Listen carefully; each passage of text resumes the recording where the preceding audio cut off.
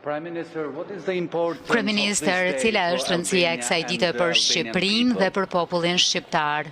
It's a very important moment. Është një moment shumë i rëndësishëm në rrugtimin ton drejt antarësimit.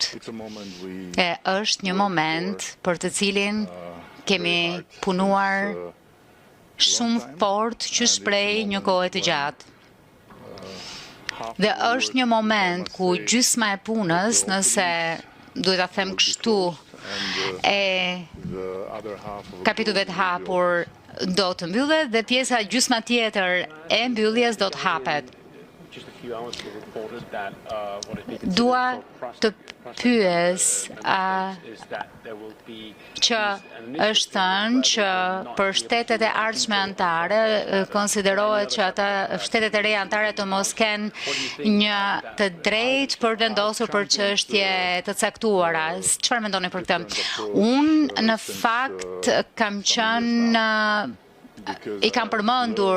kampion i qasjeve të ndryshme në të kaluarën sepse kam mësuar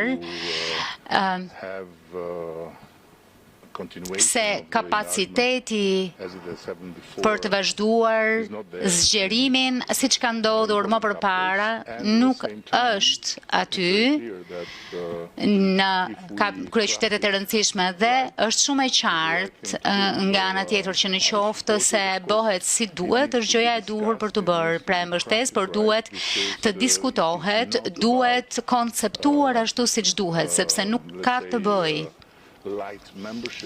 me një antarësim të lehtë.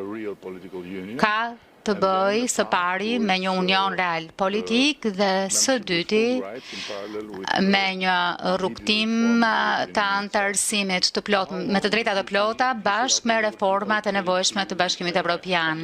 Për sa kohë mendoni që do të ishte në rregull që Shqipëria të jetë antare e BE-s pa të drejtë veto? Për sa kohë do të ishte në rregull për ju që Shqipëria të ishte kështu? Dëgjoni, Shqipëria është një vend që gjithmonë ka qenë 100% në përputhje me politikën e jashtme të BE-s, kështu që nuk kemi ndjerë ndonjë kënaqësi të përfytyrojmë të kemi veto, duke qenë vendi më pro Bashkimit Evropian e më pro Atlantik në Evropë, dhe kur them vendi më pro BE-s, flas për barometrin e BE-s, nuk flas për atë që mendojmë ne jemi fanatik të BE-s, kështu që fanatikët e BE-s nuk mund të bënë veto për vendimet e BE-s. Faleminderit kryeministër.